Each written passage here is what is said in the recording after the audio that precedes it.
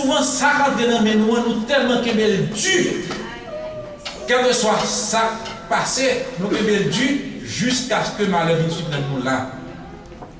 Mes frères et mes sœurs, ne soyons pas comme des ignorants. Apprenons à comprendre. L'amour est don. Vous connaissez le dialogue entre la vache et le pourceau? Nous connaissons dialogue ça? La vache dit au pourceau, moi je me baille. Et moi je me baille à l'homme. Je me baille à l'homme l'être moi.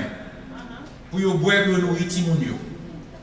Moi je baille à l'homme force moi. Parce que nous tirons charrue pour faire jardin, pour cultiver terre en pile. Et tout ça je baille l'homme. Même déchets que je fais, j'ai compris en pile. Ça m'a dit là. Même déchets que je fais, je baille l'homme pour l'utiliser parce que vous connaissez patate avec lui. Tout ça je baille l'homme pour l'utiliser. Et puis, le pousseau dit, cochon dit, puis à baille. Moi, c'est sous-entrée à me passer. Tout ça je gagne, m'a engraissé tes prêts avec moi, c'est l'amour qui a fait nos bagailles. Donc, tout ça cochon gagne, il prend tout les kébel pour lui babayer, alors que la vache donne. Vous devez choisir d'être chrétien vache ou chrétien pourceau. À vous de choisir. Mes frères et mes sœurs, il est important de donner. Nous devons donner à notre prochain la bonté, la courtoisie, la patience, notre appui et nos ressources. Notre façon productive de vivre notre vie, nos bonnes relations avec Dieu et le prochain, notre inclination à servir, tout cela révèle la nature de notre cœur et la qualité du trésor de nos cœurs. Tout cela reflète également le fondement sur lequel nous construisons notre vie. C'est ça fait, Jésus dit nous avons choisi de construire nous sur le roc solide ou bien sur le sable. En conclusion, à votre grâce, vous avez entendu tout cela. Est-ce que vous ferez ce que Jésus attend de vous? Prendrez-vous la décision d'aimer, de donner et de servir désormais? Laisserez-vous l'Esprit de Dieu devenir le gardien de la source de votre cœur? Est-ce que la pensée de Dieu et la bonté guideront désormais votre vie? Ce matin, Dieu veut vous élever vers lui à travers ce message. Amen. Parce que c'est un message prononcé sur la montagne des béatitudes. Monterez-vous sur cette montagne des béatitudes pour recevoir et garder l'instruction du Maître? Rappelez-vous qu'un bon arbre porte du bon fruit et un mauvais arbre porte du mauvais fruit. En dernière histoire, pour me finir, c'est le dialogue entre le figuier et le châtaignier.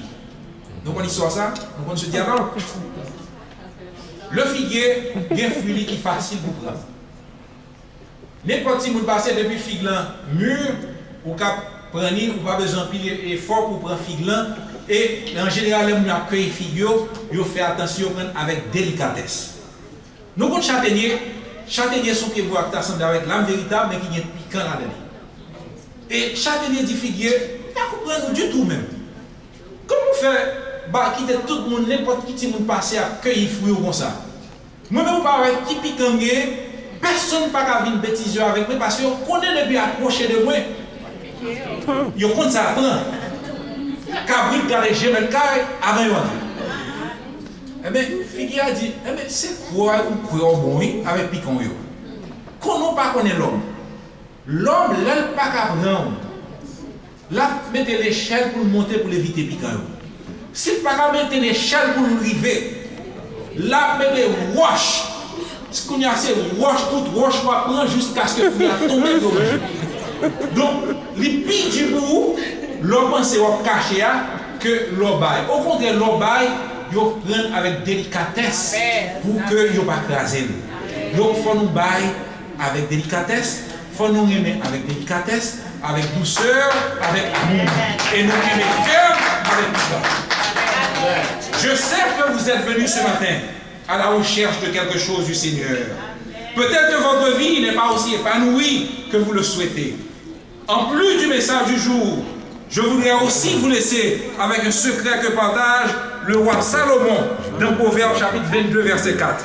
Proverbe 22, verset 4 nous dit, marquez cela, le fruit de l'humilité et de la crainte de l'Éternel, c'est la richesse, la gloire et la vie. Proverbe 22, verset 4. Lisez ce verset, c'est un verset profond, c'est un verset extrêmement intéressant. Le fruit de l'humilité et de la crainte de l'Éternel, c'est la richesse, la gloire et la vie. Méditez sur ce verset et demandez-vous si vous êtes humble et si vous craignez l'Éternel. La qualité de votre vie dépend de la qualité de votre cœur. Prenez soin de la source et le lac de votre vie deviendra attrayant et agréable. Amorcez la pompe de la vie en aimant, en donnant et en servant. Enfin, soyez humbles et craignez l'Éternel, et l'Éternel fera des miracles dans votre vie. Que Dieu vous bénisse. Amen.